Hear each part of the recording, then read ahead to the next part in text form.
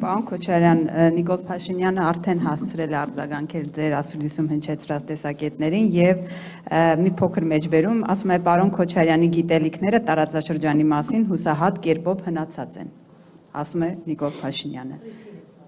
Այո, ձեր արտաքին քաղաքական կուզեք արձագանքեք, նոր մյուս հարցս ես տամ։ Մարդու ես վաղուց չեմ արձագանքում։ Չեք։ Թող իրա կապրեմոնտով զբաղվի, սկսելա։ Շատ լավ, բայց մի էլի իշխանության տեսակետ եմ ձեզ փոխանցում,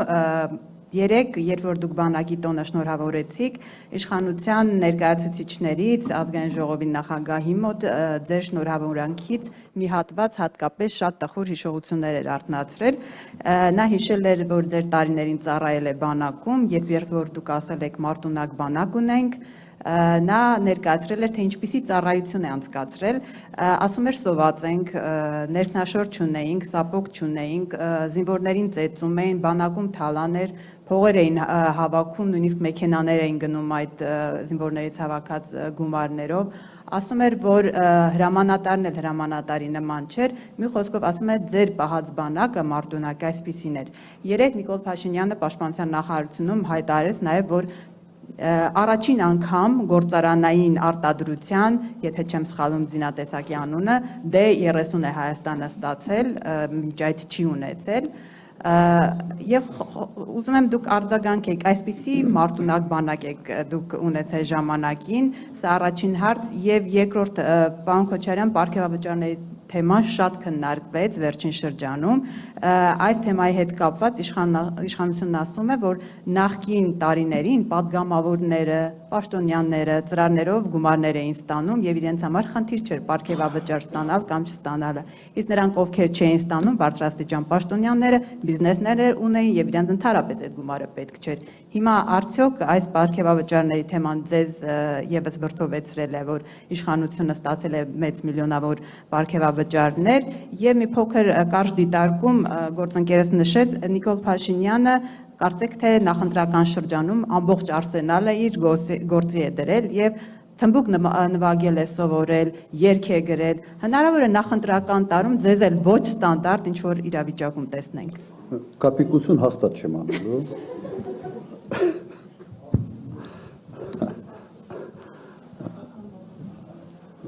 Նայեք,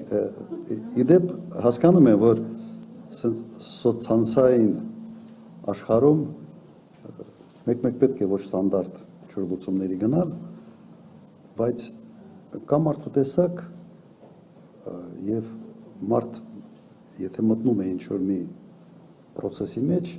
ինքը շատ չի կարող տարբերվել իր տեսակից։ Իր տեսակի մեջ պետք է լավագույնս ինքը իրեն դրսևորի։ Հիմա մարդ կա, որ ինչ կապիկությունը լսես կարող անել, Ֆինլանդիայում մի սիրուն աղջիկ էր վարչապետ դարել մի ժամանակ, ասես տրժում էր, հետո պարզվեց, որ մի քիչ էլ քիթներ քաշում, հետո գործից հրաժարական տվեց, բայց շատ սիրուն աղջիկ էր։ Հիմա ինչու մասին է խոսքը։ Դու պետական գործիչ ես, այո, դու պետք է հումորի զգացում ունենաս, դու կարող ես քեզ դրսևորել տարբեր կերպ, բայց երբ որ դու որպես պետական գործիչ ցնցես կապիկությունները, սա իմ տպավորությամբ պետք է հակառակ ինչ-որ բան ազդեցություն ունենա։ Ես տեսնում եմ, որ Նիկոլ Փաշինյանը փորձում է իր վարկանիշը վերանորոգելու տարբեր հնարքների փորձում է գնալ։ Չէ, մեկը փորձում է, ենթադրում է, որ հետո չափագրում են անում, հետո տեսնում է, որ չի ստացվում կամ չի օգնում, նոր բանա փորձում։ Իր վարկանիշը ամենից ցածրն է 18-35 տարեկանների շրջանում։ Սա փաստ է։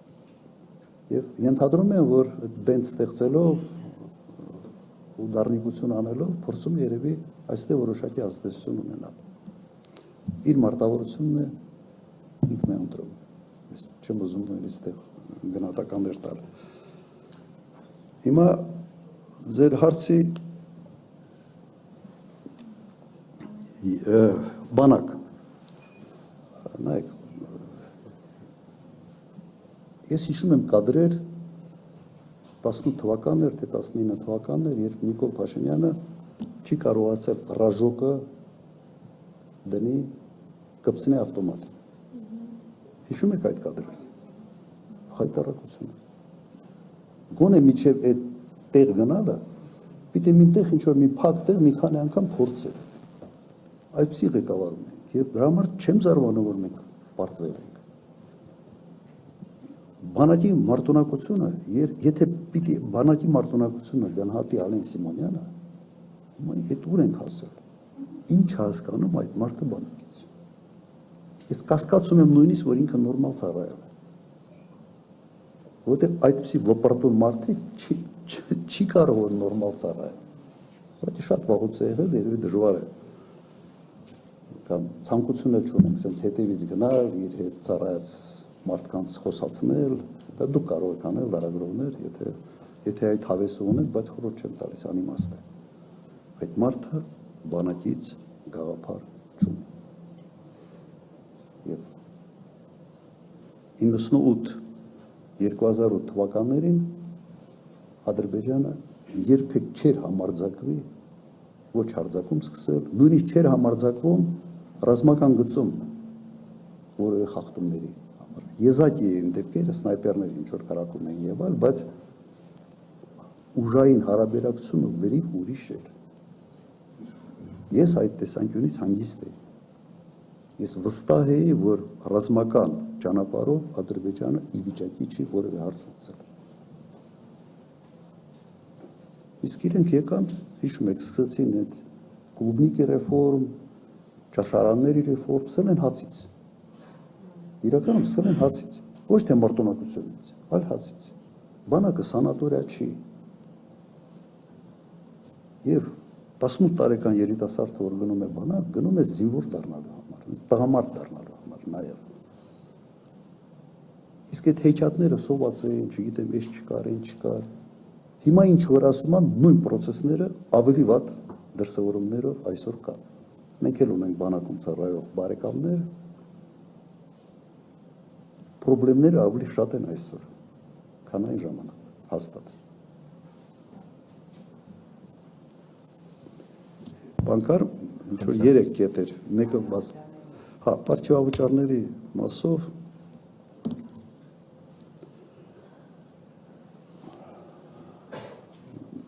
մի քիչ այս խղճի հարց է։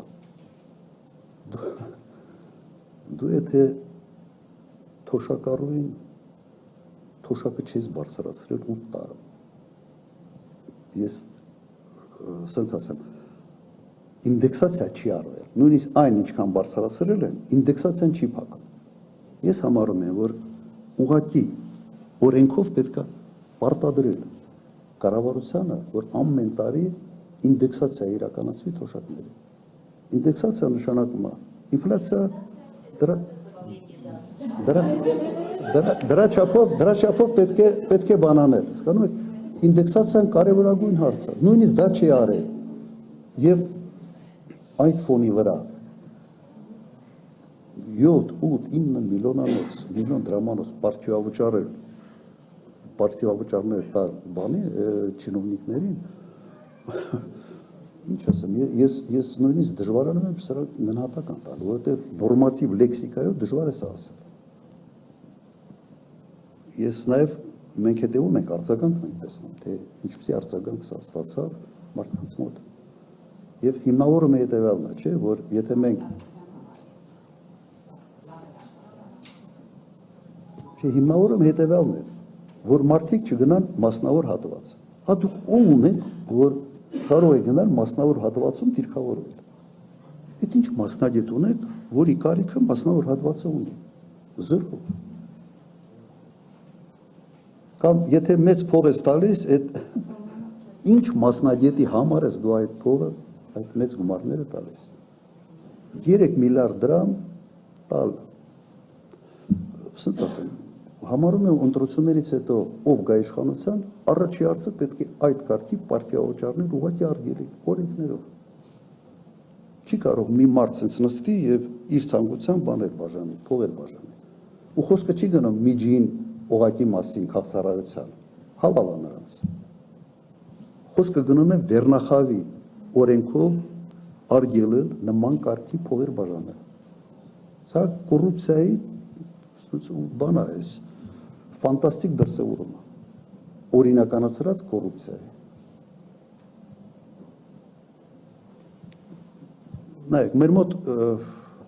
միջին կյանքի տևողությունը, եթե չեմ սխալվում, 78 տարեկան, չէ, 78, 79, մոտարապես այսքան է։ Թոշակառուն անցնում է թոշակի 65 տարեկանից։ Միջին թոշակառուն թոշակ է ստանում 13-14 տարի։ Հիմա այդ ստացած թոշակը, միջին կենսաթոշակը բազմապատկեք եւ դուք կտեսնեք, որ մի հատ ստորագրությամբ նախարարը ստացել է շատ ավելի փող, քան կենսաթոշակառուն ամբողջ իր թոշակ ստանալու ժամանակահատվածում։ Դա դուք խիղճ չունեք։ Թե խիղճը ձեր այն բանի հետ մսով ճաշի հետ կերել եք։ Այս է վիճակը։